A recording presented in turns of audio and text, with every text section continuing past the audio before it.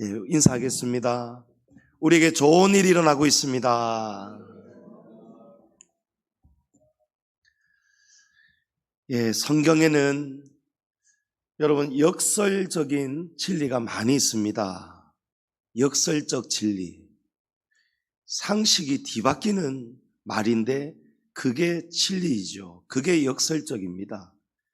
가령 누구든지 으뜸이 되고자 한다면 모든 사람들의 종이 되어야 한다.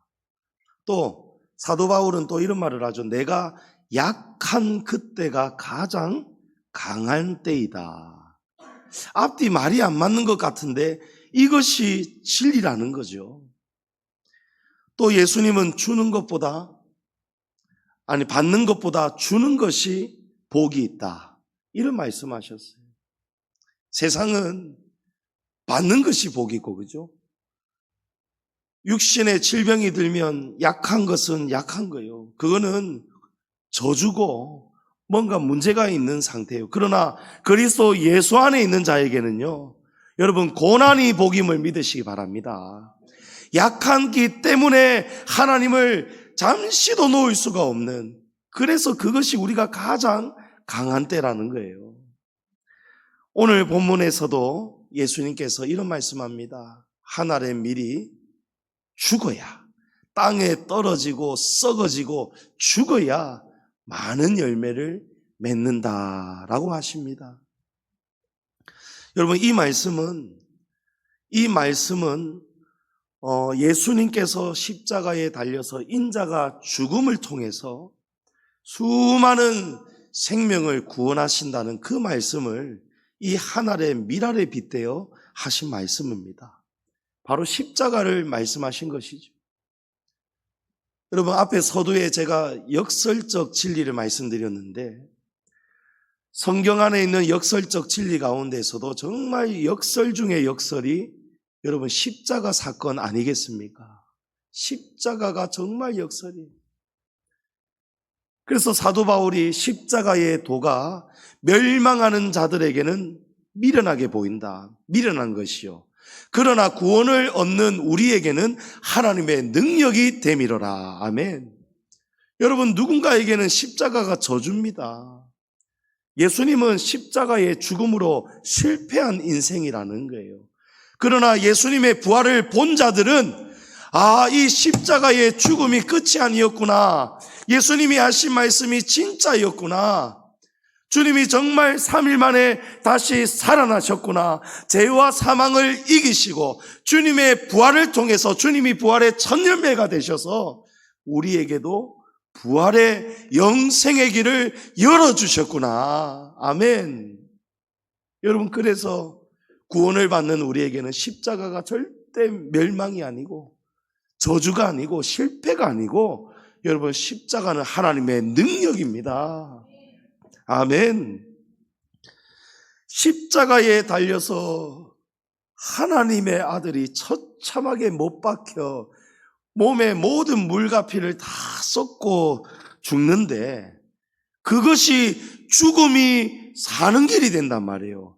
사망이 부활의 길이 된다는 것입니다. 모욕과 수치를 당하는데 그것이 모욕과 수치가 변하여서 영광이 된다는 거예요. 하나님이 예수님을 모든 이름 위에 가장 뛰어난 이름으로 높여주시잖아요. 하나님의 보좌 우편에 앉혀주시잖아요. 예? 누가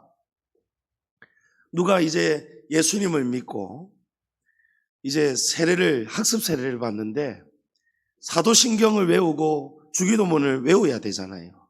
그래서 사도신경을 외우는데 뭐라고 외우는지 알아요? 하늘에 오르사 전능하신 하나님 우편함에 앉아 계시고 우편에 앉아 계시고 여러분 우편함에 앉아 계시고 우편함이 아니에요. 하나님이 가장 예수님을 높은 곳에 올려주시는데 바로 하나님의 우편에 여러분 오른쪽 자리는요 왼쪽하고 다릅니다. 그죠?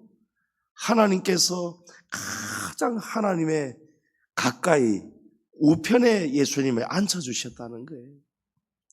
여러분 성도가 가야 할 길은 넓고 편한 길이 아닙니다.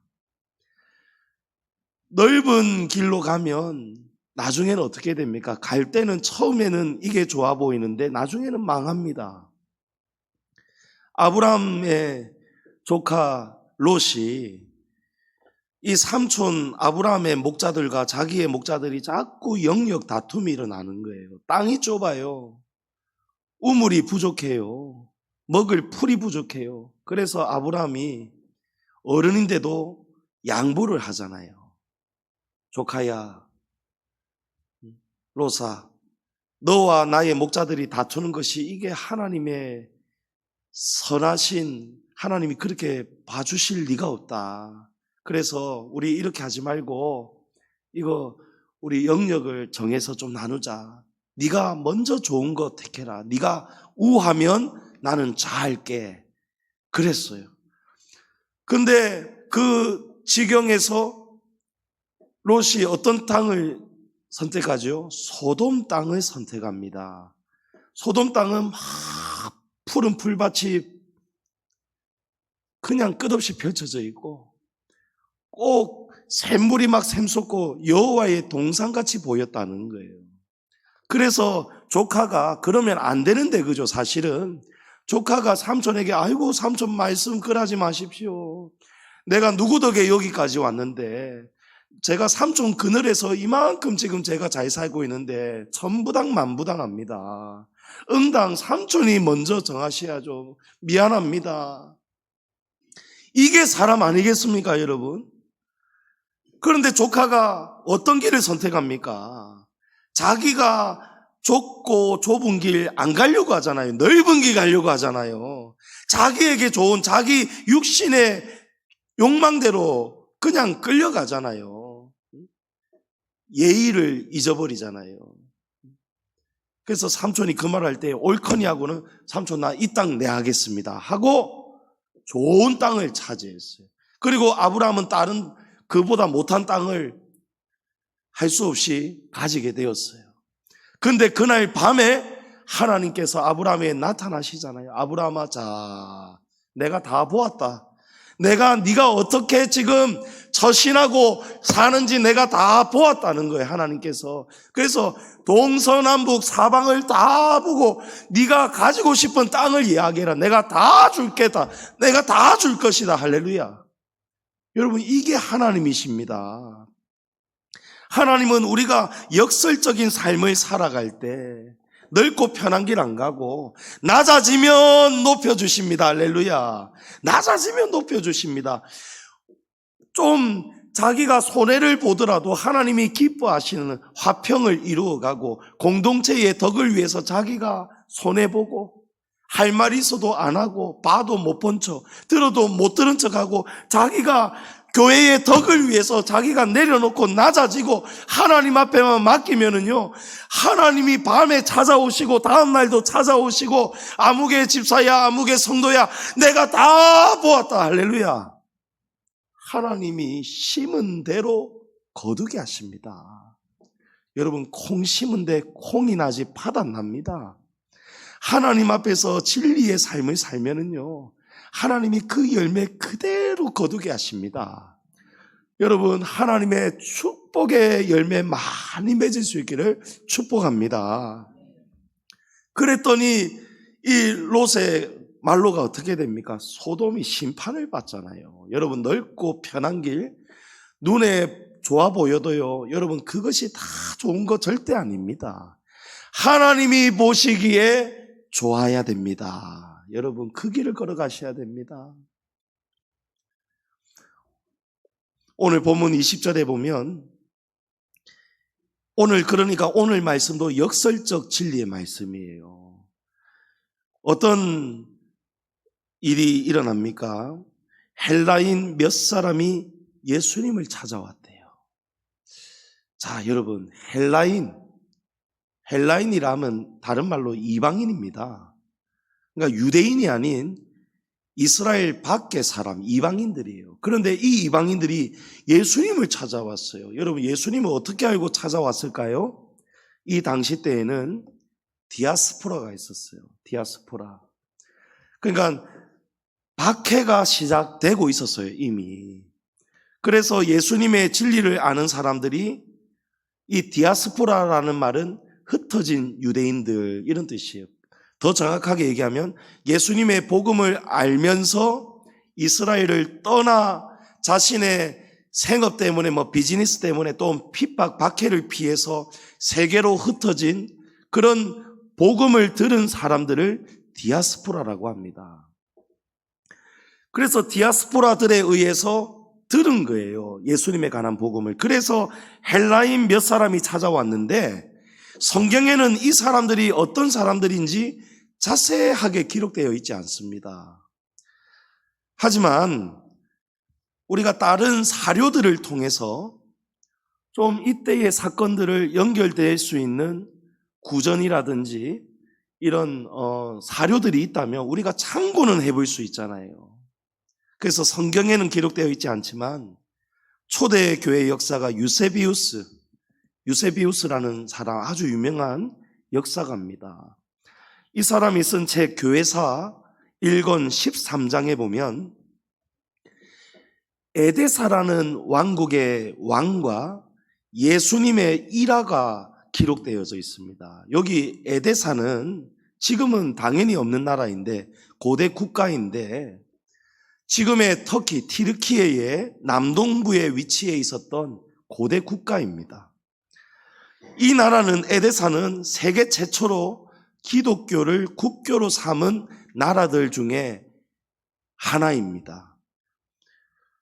그래서 이 유세비우스 이 책에 보면 오늘 우리 본문에 있는 어느 헬라인 몇 사람들이 예수님을 찾아온 이 헬라인 몇 사람들은요, 에데사 왕이 보낸 사신들이라고 기록이 되어져 있어요. 당시에 에데사 왕이었던 아부가르 5세가, 아부가르라는 왕이 나병에 걸려 있었어요. 문둥병이죠. 나병에 걸려서 절망 중에 있었는데 살이 썩어 가잖아요. 그런데 그때 이 디아스포라에 의해서 어떤 이야기를 듣냐면 복음을 듣습니다. 예수라는 분이, 예수님이라는 스승이 각종 병자들을 고치셨고 특히 나병 환자도 고치셨다, 이 소문을 들은 거예요. 그래서 그 소문을 듣고 어떻게든 예수님을 에데사 왕국으로 모셔오려고, 그래서 에데사 왕 아부가르 5세가 사신들을 보낸 거예요.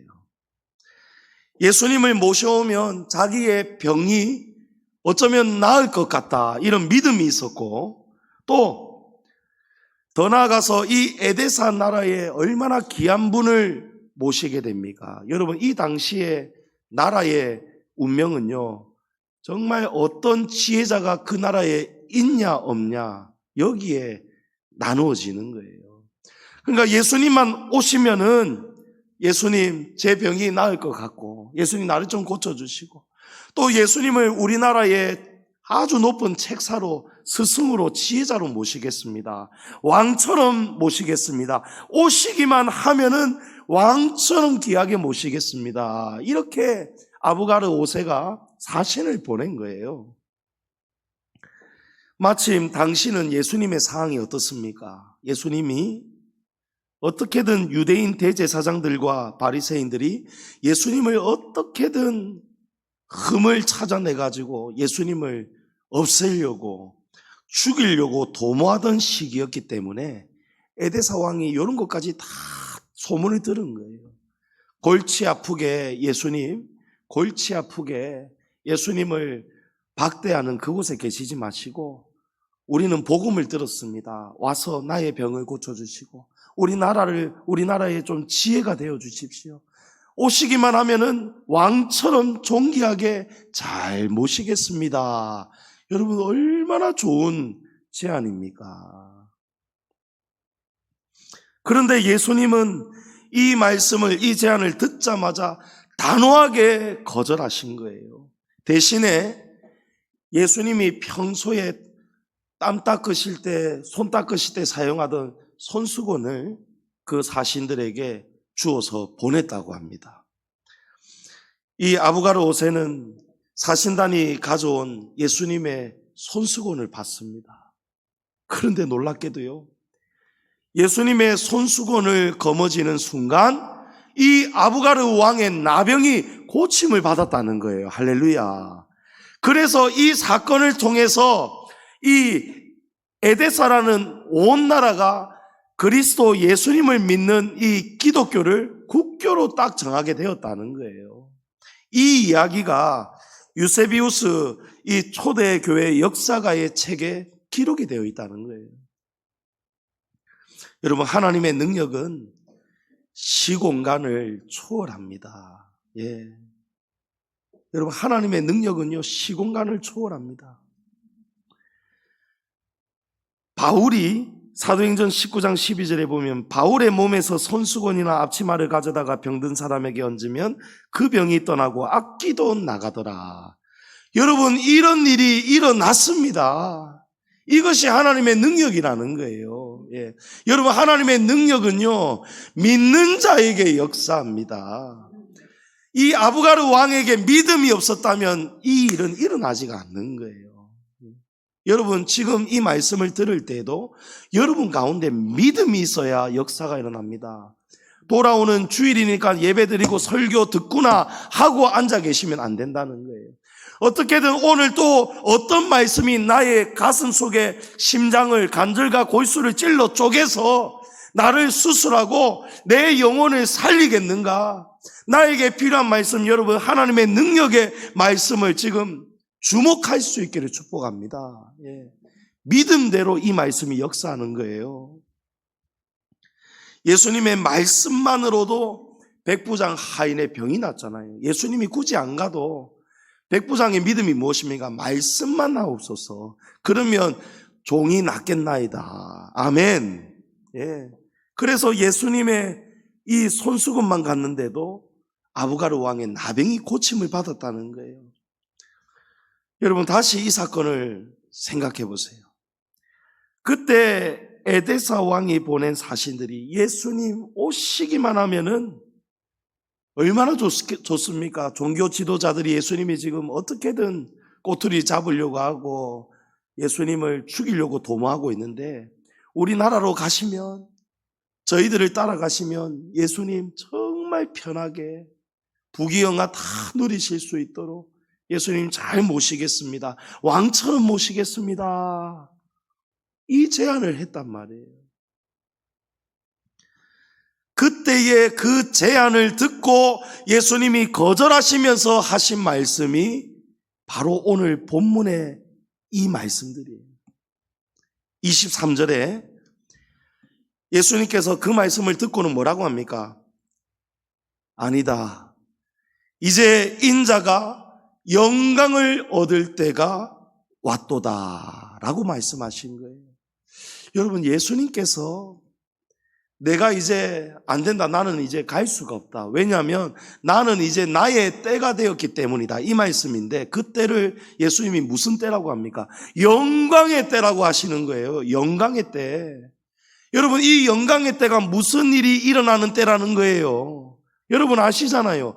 이제 예수님 십자가에 죽을 때가 다가왔는데 그 때를 예수님이 영광의 때가 왔다는 거예요.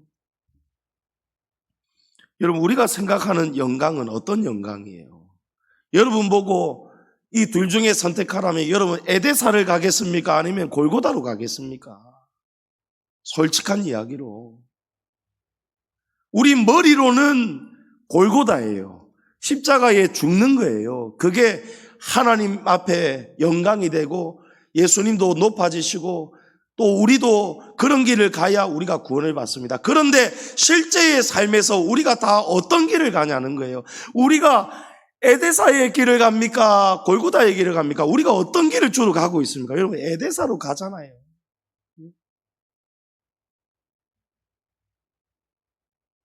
무엇이 내게 이익이 될까? 여러분, 그걸 고민하면서 여러분 진리를 놓아버리고 신앙 놓아버리고, 예? 이 믿음의 신앙의 절개 정절 놓아버리고 여러분 전부 다 자기가 하고 싶은 대로 가잖아요. 자기가 가고 싶은 대로 가잖아요. 예?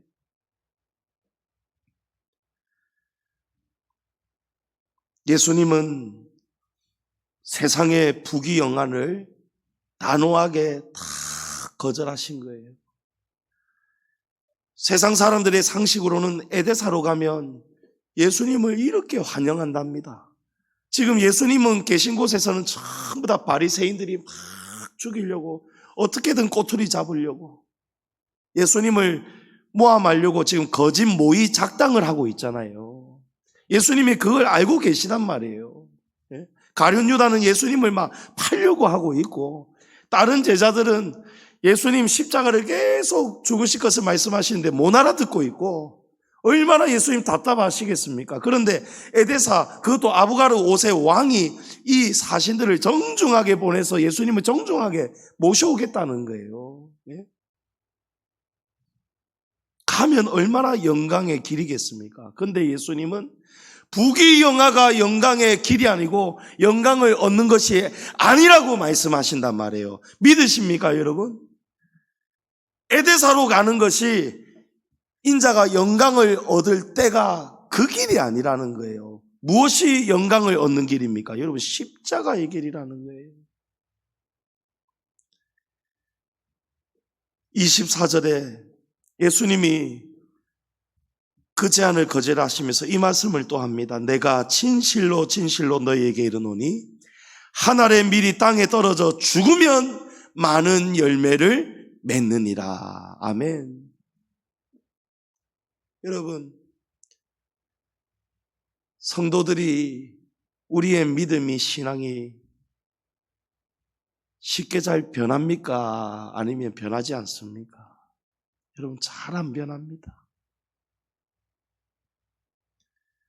그러니까 오죽하면 신학교 가기 전에, 목사 안수 받기 전에 주의 종인데도 불구하고 선배 목사님들이 목사가 되기 전에 사람이 먼저 돼야 된다. 저는 제 아버지한테도 이 말을요, 귀에 못이 박히도록 들었단 말이에요. 잘 들어라. 목사 되기 전에 사람 먼저 돼야 된다. 그런데 우리 아버지만 하신 말씀이 아니고 이전에, 또 그 이전에 성도들, 그때의 성도들은요, 어떤 마음 가지고 하나님 따르고 믿었는지 아십니까? 사람 되려고, 사람 짓을 하는, 그래야 성도가 되어도 여러분 거룩한 성도가 되는 거예요. 예? 여러분, 사람이 안 됐는데 목사 되고 성도, 장로, 권사, 집사 돼 보세요. 사람이 못 됐는데 믿음만 있다고 여러분 거룩한 이 변화가 안 일어납니다. 교회는 다니는데, 직분은 목사인데, 장로인데, 권사인데, 집사인데 하는 짓을 보면은요, 여러분 사람 짓을 안 합니다. 사람다운 짓을 안 해요. 왜 그렇겠습니까, 여러분? 죽지 않은 거예요. 죽지를 않는 거예요. 예? 육이 펄펄 살아있는 거예요. 어떻게 하면 내가 부귀영화를 누릴 수 있을까? 어떻게 하면 내가 출세할 수 있을까? 어떻게 하면 내 아들 좀 잘되게 밀어줄 수 있을까? 전부 다 목적이 자기. 예? 그러니까 그 일을 위해서라면 에데사로 그냥 팽 달려가 버리는 거예요. 하나님의 믿음, 교회, 아무 생명, 열매, 거듭남, 변화 아무것도 내하고 지금 와닿지가 않아요. 골고다, 니 어디 가는데 죽어야 되는데, 어디 가는데 십자가 짊어져야 되는데, 어디 가는데 자기를 부인하라고 했는데 다 그냥 도망가잖아요. 예? 자기를 부인하는 것이 아니고 끝까지 자기를 지키려고, 예? 자기가 먹고 살려고, 자기의 입신양명을 위해서, 부귀영화를 누리기 위해서. 예?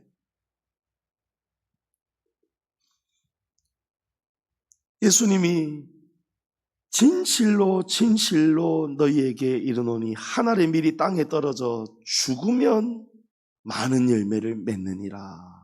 여러분, 하나님께서 너희가 나를 택한 것이 아니요 내가 너희를 택하였나니 이는 너희로 많은 열매를 맺게 하려 함이니라 라고 했어요. 여러분, 하나님이 우리를 구원하신 이유가 무엇입니까? 많은 열매 맺으라고 구원하셨다는 거예요. 예? 우리만 혼자만 그냥 다 그냥 아무 일 없이 살라고 하신 것이 아니고 하나님께서 또 하나의 열매를 바라시면서 우리를 부르셨다는 거예요.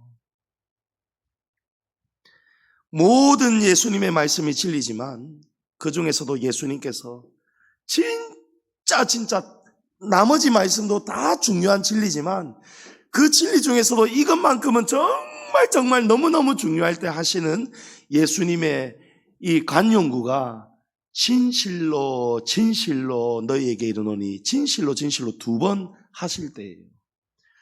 2번 하시면서 예수님이 지금 무엇을 강조합니까? 성도들아, 세상의 부귀영화의 길, 넓고 편한 길 가지 말고 한 알의 밀알이 되어서 죽어서 많은 열매를 맺는 삶을 살아가야 된다. 그 말씀을 오늘 우리에게 하신단 말이에요. 에데사에서 온 사신들, 예수님 가시기만 하면 지금 여기서 벗어날 수 있단 말이에요.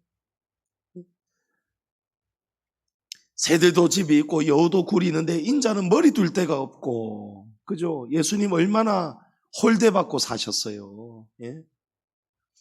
또 예수님은 자신이 당하실 일을 다 알고 계시단 말이에요. 유다의 배신도 알고 있고, 대제사장과 서기관들이 빌라도에게 끌고 가서 억지로 모함을 덮어 씌워서 예수님 죽일 거를 알고 있단 말이에요. 그러면 여러분 우리가 어떻게 살아야 됩니까? 아이고 됐다, 놓아버리면 되잖아요. 놓아버리고 에데사 가서 행복하게 살면 되잖아요. 집도 주고 차도 주고 연봉도 많이 주고 노후 걱정 없도록. 여러분 그럼 당연히 에데사로 가야 되잖아요. 그런데 예수님이 뭐라고 합니까? 진실로 여러분 이거 잘 들으셔야 돼요. 예수님이 진실로 2번 하신 다음에 우리 성도들에게 무엇을 지금 가장 중요하다고 강조합니까? 넓고 편한 길 가지 말라는 거예요.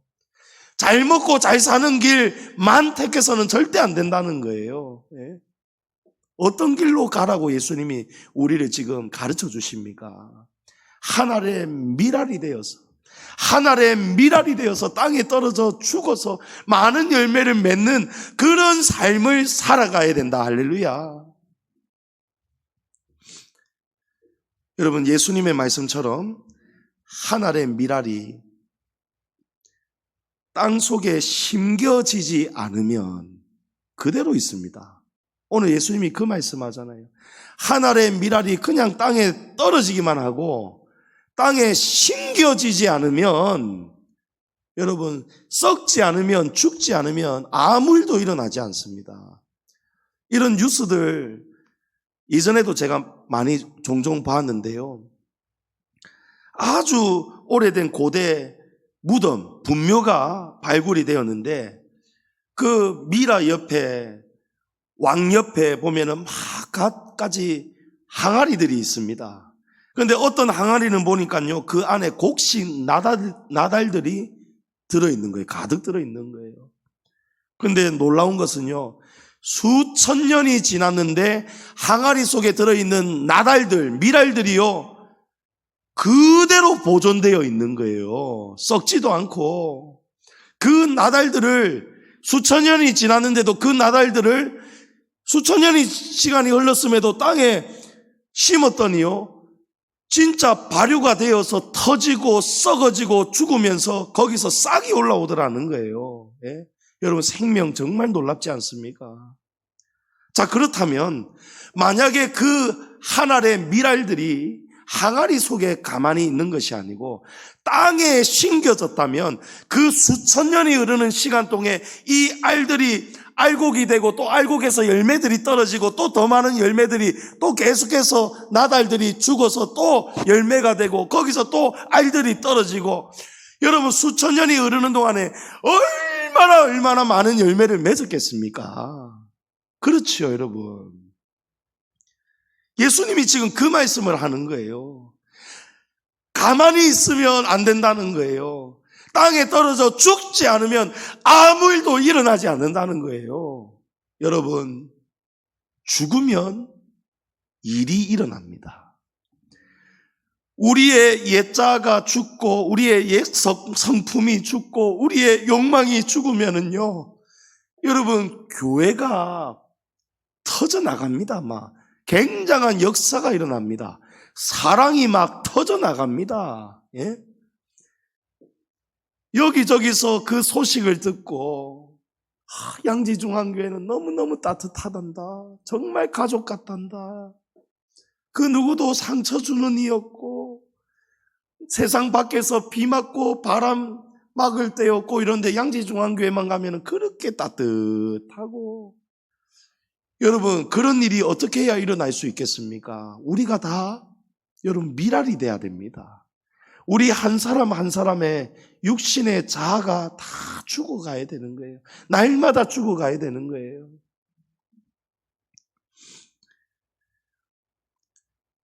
예수님은 자신이 이 땅에 떨어져 썩어지고 죽어서 많은 열매를 맺는 미랄이 되려고 왔다는 것을 지금 말씀하시는 거예요.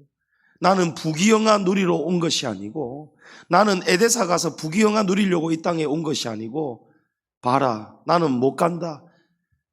왜 그러느냐? 이제 인자가 영광을 얻을 때가 왔다는 거예요. 내가 드디어 죽을 때가 왔다는 거예요. 여러분 드디어 죽을 때를 예수님이 뭐라고 하십니까? 영광의 때라는 거예요. 여러분 무슬림들이 극우주의적 무슬림들 있잖아요. IS라든지 그죠? 극단주의 무슬림들.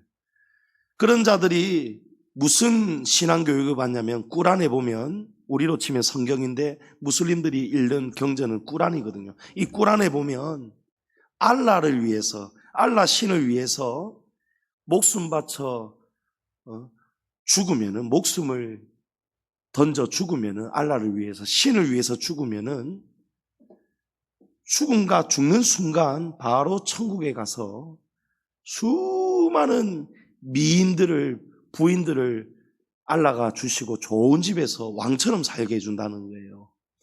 그래서 이 테러 분자들이 폭탄을 자기 몸에 감고 막 가서 돌진해서 막 죽을 때 여러분 기뻐서 죽는다잖아요. 웃으면서 죽는다잖아요. 여러분 그 믿음이 있으니까요 죽더라고요. 예?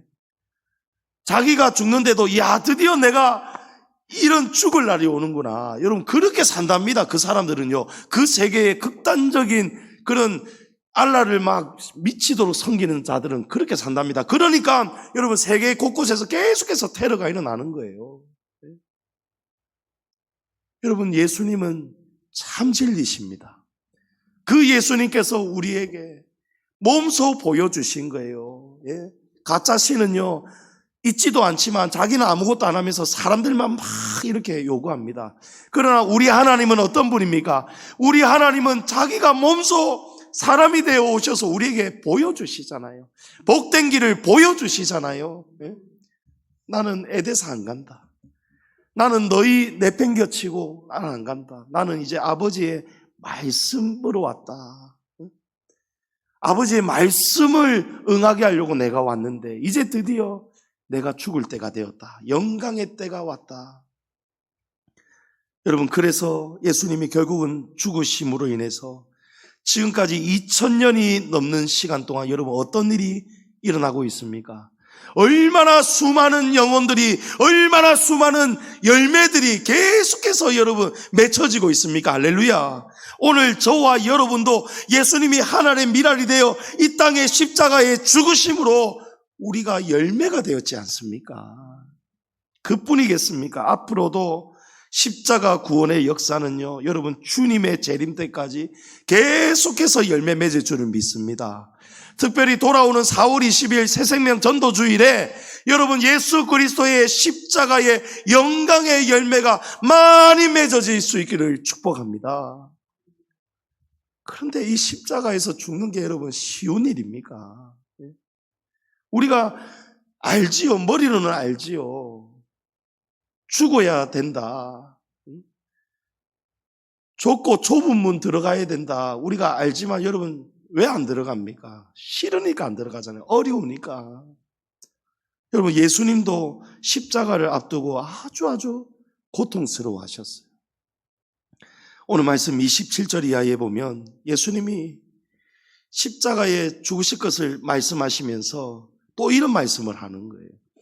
지금 내 마음이 괴로우니 무슨 말을 하리요. 아버지여 나를 구원하여 이때를 면하게 하여 주옵소서.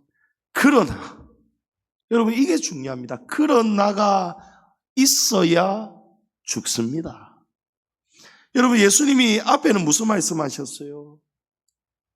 예수님은 참 하나님의 아들이시기 때문에 신성이 있습니다. 하지만 동시에 이 땅에 완전한 사람으로 오셨기 때문에 신성이 있으면서 동시에 인성이 있어요. 그래서 지금 앞에는 예수님의 인성을 그대로 우리에게 드러내 주시는 거예요. 예수님이 십자가를 그냥 아무렇지 않게 예수님이 죽으신 게 아니라는 거예요. 예수님은 신이시기 때문에 십자가에 죽으실 때에 마취처럼, 마취하면 사람 아픈 줄 모르잖아요. 예수님이 능력으로 신성으로 예수님 하나도 안 아프도록 그렇게 죽으셨을지도 모르잖아. 이런 사람 안 있겠습니까? 그런데 예수님이 무엇을 우리에게 알도록 하시느냐는 거예요. 예수님도 죽는 것이 너무너무 고통스럽고 힘든 길이었는데 그럼에도 불구하고 하나님이 사람이 되신 예수님도 죽음의 길을 가셨다는 것을 우리에게 지금 의도적으로 예수님이 가르쳐 주시는 거예요. 너희만 죽으라고 하는 것이 아니다. 너희만 땅에 떨어져서 미랄로 죽으라고 하는 것이 아니다. 그러면서 예수님이 그 깊은 고통, 고뇌를 지금 토로하신단 말이에요. 예수님이 도망가려고 십자가 이거 좀 면제해 주세요 하려고 이런 말씀을 하시는 것이 아니고, 그래서 예수님께서 그 고통을 말씀하시면서 지금 그 깊은 탄식을 우리에게 비춰주시는, 여러분 중요한 수술 경험이 있는 분들, 저는 요 팔꿈치 뼈를 깎는 수술을 했잖아요. 중학생 때 전신 마취해가지고. 여러분 수술 전날부터 마음이 얼마나 심란해지는지 몰라요. 수술 동의서, 마취 동의서를 받으러 왔는데요, 이거 잘못하면 죽을 수도 있다는 거예요. 진짜 저한테 그런 말을 간호사가 다 설명해줘요. 그러면서 저하고 보호자 설명 듣고 사인하라는 거예요. 이런 걸 했을 때에 이런 부작용이 있을 수도 있고 내사 상태에 빠질 수도 있고 잘못하면 죽을 수도 있고. 여러분 제가 어릴 적 주일학교 제 친구는요, 인라인 타다가 발목뼈가 부러졌대요. 나는 그 친구가 죽고 나서 뒤늦게 알았거든요.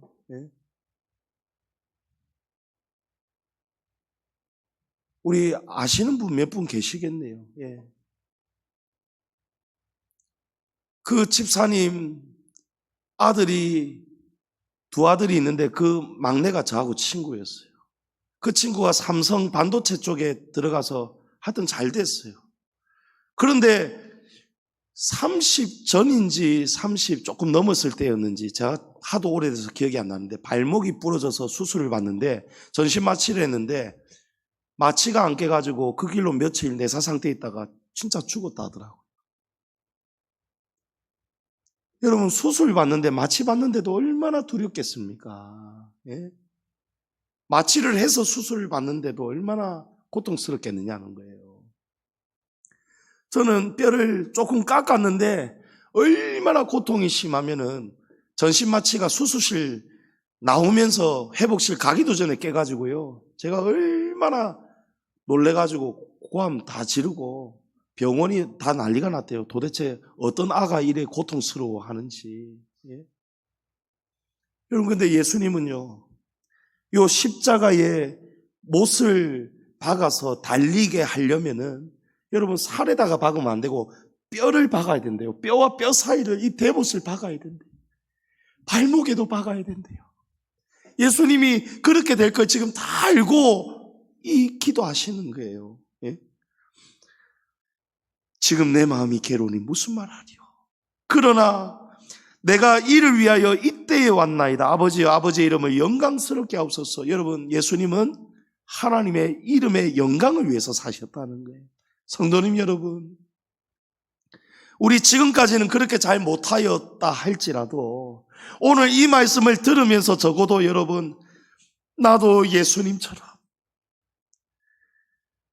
누구든지 나를 따라오지 않고는 아버지께로 올 자가 없다라고 했어요. 내가 곧 길이요 진리요 생명이라 하시면서, 여러분 우리도 예수님 따라가야 됩니다. 우리도 예수님처럼 하나님의 미랄과 같은 삶을 살아야 된다는 거예요. 여러분, 마음의 결단이 일어날 수 있기를 축복합니다. 예수님은 그 죽음의 고통과 한계도 아버지의 영광을 위해서 죽기로 결단하신 거예요. 그러나 그때 하늘에서 하나님 아버지의 음성이 들려옵니다. 하나님께서 아들의 그 고백을 듣고 그 결단을 듣고, 아버지요, 그러나 내 뜻대로 마시고 아버지의 영광이 나타나게 하여 주옵소서 하니까 하나님이 뭐라고 하십니까? 내가 이미 영광스럽게 하였고 또 다시 영광스럽게 하리라. 아멘. 여러분, 하나님도 같은 말씀 2번 하셨어요. 왜 2번 합니까, 여러분? 이거는 진짜다, 진짜다 하면서 하나님이 이 말씀한 거예요. 내가 네가 십자가에 죽고 나면 내가 너에게 줄 영광을 내가 이미 영광스럽게 하였고 또다시 영광스럽게 하리라. 아멘. 여러분, 하나님의 미랄이 죽어야 많은 열매를 맺는데 그 죽음 뒤에는요 반드시 영광이 있습니다. 여러분, 영광이 있습니다. 여러분, 특별한 고난, 어려운 길을 가고 나면은요, 여러분, 하나님께서 보상을 주십니다.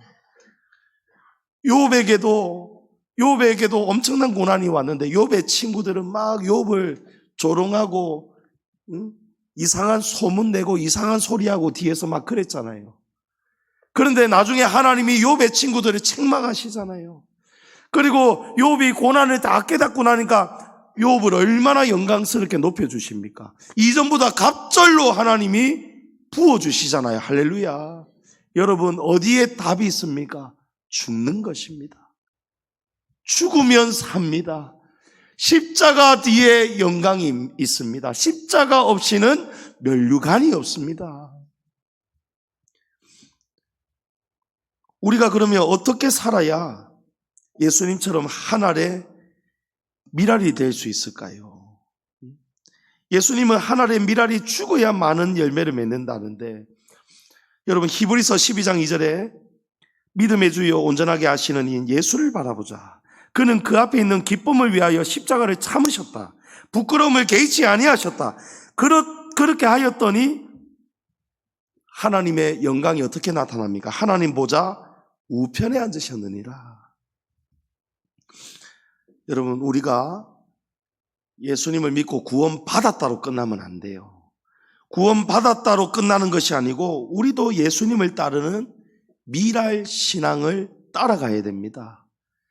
우리의 삶에서 미랄이 나타나야 돼요. 그럼 어떻게 하면 우리가 예수님처럼 미랄이 될 수 있습니까?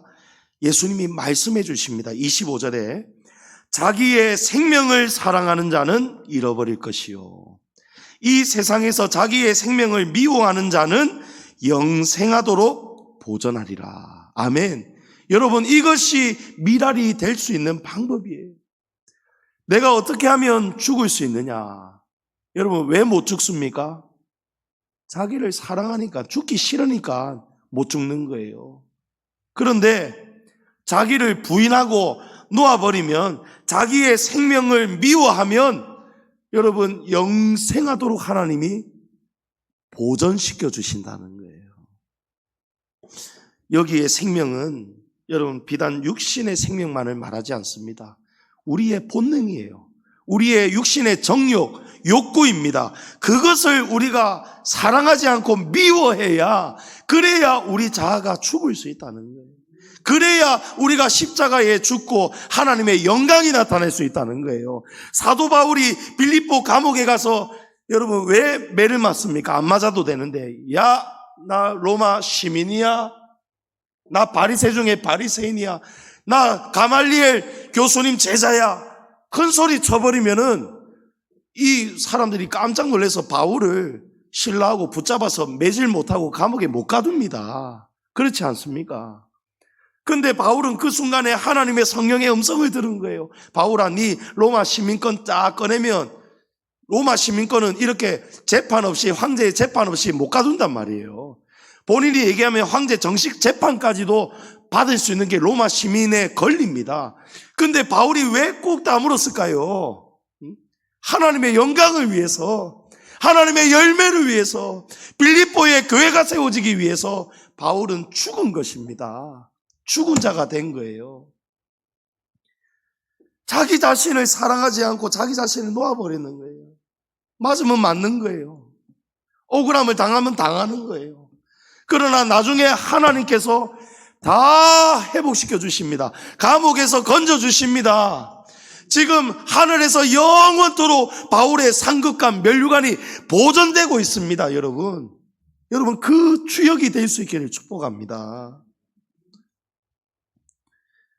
그래서 우리가 육신의 본능을 극복하고 영생을 얻으려면 여러분 자기 부인의 삶을 살아야 돼요. 성도님 여러분, 항상 자기 자신의 내면을 들여다보면서 육신의 본능과 욕망을 십자가에 다 죽이시기 바랍니다. 갈라디아서 5장 24절에 그리스도 예수의 사람들은 육체와 함께 그 정욕과 탐심을 십자가에 못 박았느니라. 아멘. 여러분, 육체와 함께 육신도 주를 위해서 죽어야 된다면 순교하신 분들도 계시잖아요. 그런데 하나님이 아무나 그 영광 안 주십니다. 하지만 이 육체와 함께 이거 육신뿐만이 아니고 우리 안에 있는 내면의 정욕과 탐심도 우리가 죽어야, 그래야 미랄이 될 수 있답니다. 그래야 우리가 열매를 많이 맺을 수 있답니다. 여러분, 베드로는 육신의 욕망이 들끓었어요. 예수님이 십자가에 죽는다 할 때 예수님을 왜 가로막습니까? 베드로가 생각한 그림은 예수님이 로마를 혁파하고 예수님이 왕이 되셔서 자기는 예수님의 오른편에 앉기를, 그걸 기대하고 있단 말이에요. 그래서 예수님 절대 죽을 수 없습니다. 막으니까 예수님이 뭐라 합니까? 마태복음 16장에 예수께서 돌이키시며 베드로에게 이르시되 사탄아 내 뒤로 물러가라. 너는 나를 넘어지게 하는 자로다. 내가 하나님의 일을 생각하지 아니하고 도리어 사람의 일을 생각하는도다. 여러분, 이게 바로 오늘 그 말씀이에요. 26절에 사람이 나를 섬기려면 나를 따르라. 여러분, 왜 우리가 예수님을 못 따라가는지 아십니까? 왜 예수님의 진짜 제자도의 삶이 안 나오는지 아십니까?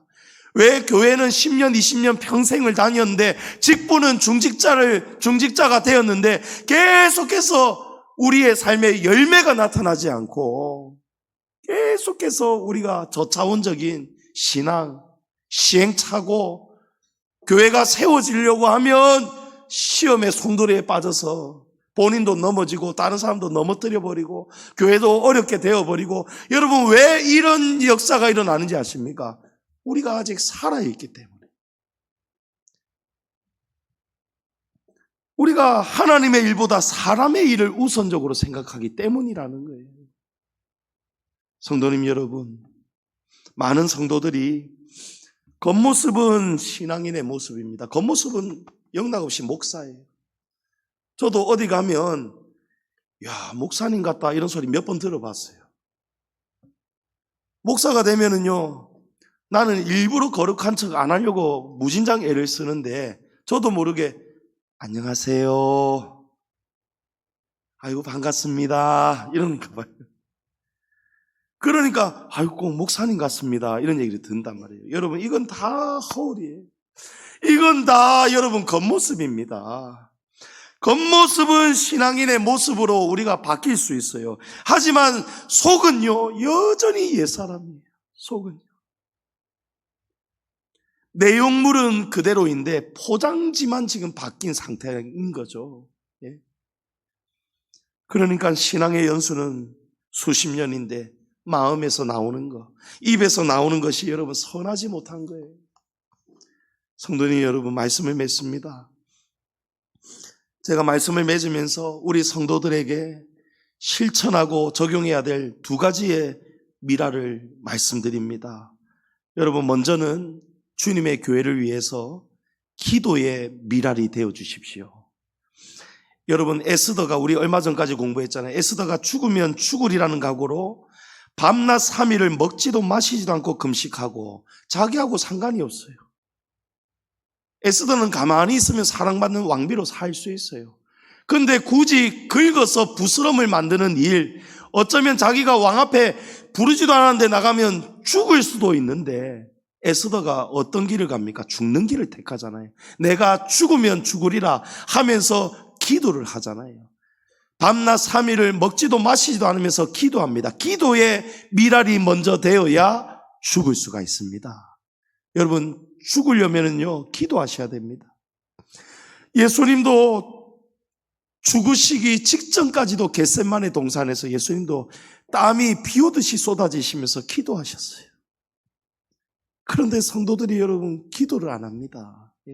물론 여러분 가정에서 기도하시겠지만, 그러나 여러분 공적으로 수요일, 금요일, 주중에 우리가 모이자 지금 특별히 사순절 기간입니다. 담임 목사가 가르치면서 지도를 하는데 그 지도에 여러분이 절대적으로 물리적으로 따를 수가 없는 분들이 계세요. 건강이 안 좋다든지 직장이라든지 집이 너무너무 멀고, 여러분 그런 경우가 아닌데 하나님이 위임해서 세운, 여러분을 목양하라고 세운 여러분의 목자, 담임 목사가 계속해서 앞에서 가르치고 지도하는데도 여러분이 한 귀로 듣고 한 귀로 흘린다. 여러분 이건 선하지가 못합니다. 하는 척이라도 해야 그게 사람 아니겠습니까? 그래야 사람 아니겠냐 말이에요. 에스더는 죽으면 죽으리라는 각오로 여러분 죽기 위해서 기도한 거예요. 잘 죽기 위해서. 오늘날 성도들이 왜 안 죽습니까? 기도를 엉터리로 해요. 기도를 엉터리로 해요. 남에게 보이는 기도는 여러분 그건 하나님이 기뻐하는 기도가 아니에요. 여러분 에스더처럼 정말 기도의 미랄이 되셔야 됩니다. 성도들을 위해서, 교회를 위해서, 주의 종을 위해서, 나라를 위해서 여러분 기도의 미랄이 되시기 바랍니다. 마지막으로 여러분 전도의 미랄이 되셔야 돼요. 복음의 미랄이 되셔야 돼요. 한 영혼이 주님께 돌아와서 구원받기까지 여러분 얼마나 많은 수고와 희생, 헌신 필요한지 모릅니다. 그러나 여러분 이거 잊으시면 안 됩니다. 저와 여러분도 누군가의 엄청난 희생이 있었기 때문에 믿게 된 거예요. 나는 모태신앙인데 아닙니다. 그러면 내가 부모님 때문에 믿었다면 내 부모님을 전도하기 위해서 누군가의 엄청난 희생, 헌신이 있었다는 거예요. 그 위로 올라가면요, 여러분 아펜젤러 언더우드 선교사님 우리나라에, 여러분 이 조그만 나라에 와가지고 순교하셨잖아요. 배에서 병으로 죽고, 여러분 그분의 묘비가 내가 죽거든 나를 미국 땅에 다시 가지 말고 한국 땅에 묻어달라. 여러분 뭡니까? 나는 이 땅의 열매가 되겠다는 거예요.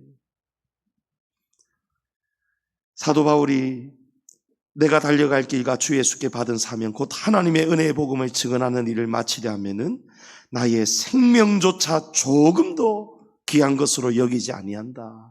여러분 예수님을 따르는 제자들은 복음을 위해서라면 자기의 생명을 귀하게 여기지 않았다는 거예요. 여러분 자존심 때문에 아이고 내 시간 내야 되고 저 사람 또 찾아가야 되고 아쉬운 소리 하고 아쉬운 소리 들어야 되고 아이고 못하겠다. 이번 주 오늘 전도 대상자 작정 하자는데 아이고 왜 해마다 이리 못 살겠구나. 여러분 이건 성도가 아니죠. 제자의 길이 아니죠. 여러분 이렇게 앞서서 목사가 전도에 대해서 계속해서 가르치고 푸시 해도 안 하는데 여러분 안 하면 어떻게 되겠습니까? 여러분이 미랄이 될 수 있겠느냐는 거예요. 오늘 이 시대의 사람들은요, 여러분 정말 자기밖에 몰라요. 자기의 편안함 아니란만 생각합니다. 그래서 자신도 모르게 이기적이 돼요. 내만 잘 믿고 내만 구원받으면 되지. 여러분, 이거는 이기적인 거예요. 이거는 하나님의 바람이 아닙니다. 누군가에게 하나의 미랄이 되어야겠다는 사명을 여러분 가지고 계시다는 것을 기억하시기 바랍니다. 4월 20일 새생명 전도주일에 여러분 하나의 미랄이 되겠다는 각오로 오늘 이 말씀을 귀담아 들으시고 여러분 결단의 열매 나타날 수 있기를 축복합니다. 남은 사순절 기간 부활주일을 대망하면서 우리 육신의 욕망을 죽이고 하나의 미랄이 되어서 나도 살고 많은 사람을 살리는 풍성한 열매가 저와 여러분 가운데 우리 교회 위에 넘치기를 주의 이름으로 축복합니다.